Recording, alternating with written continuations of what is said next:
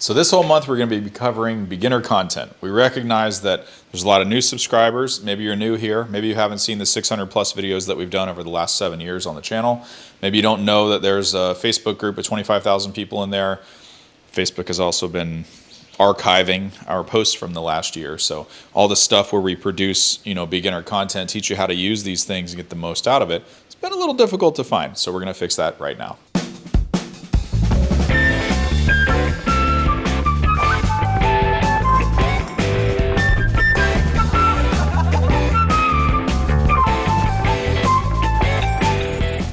Hi, I'm Matt. On TikTok, they call me the Sauna King.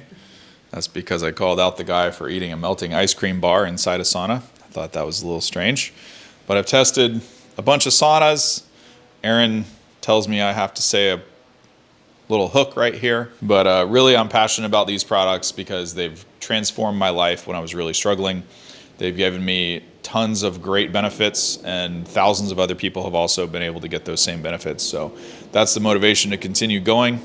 Let's jump right into the helpful tips. Okay, so the topic for today, this has been actually a frequently asked question a few different times, but what's the ideal temperature you should preheat these things to? So we just did a video on, how should you preheat saunas? Yeah.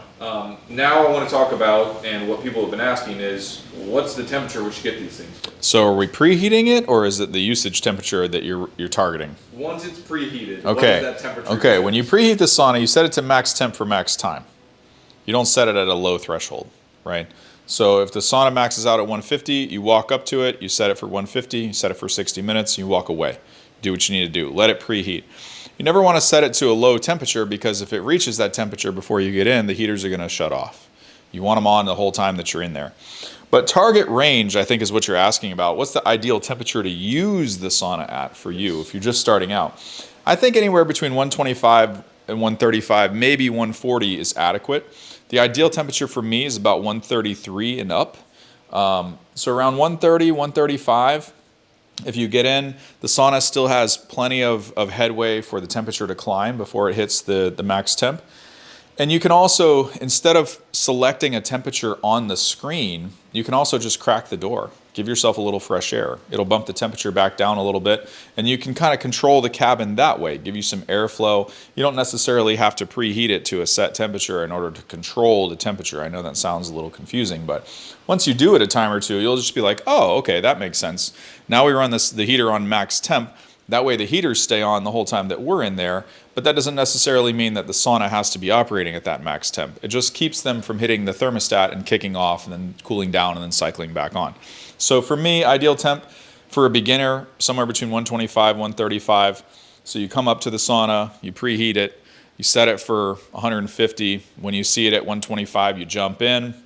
While you're in there, it's going to continue to climb.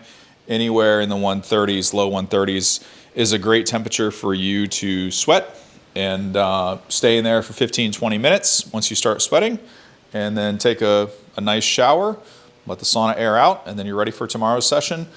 If you are a beginner and you're just getting used to heat therapy, we have a separate series for that. But what I can tell you is the cliff notes are, just don't sauna every day. It's every other day. Give your body a break. We'll see you in the next one. Bonus tip, most important one.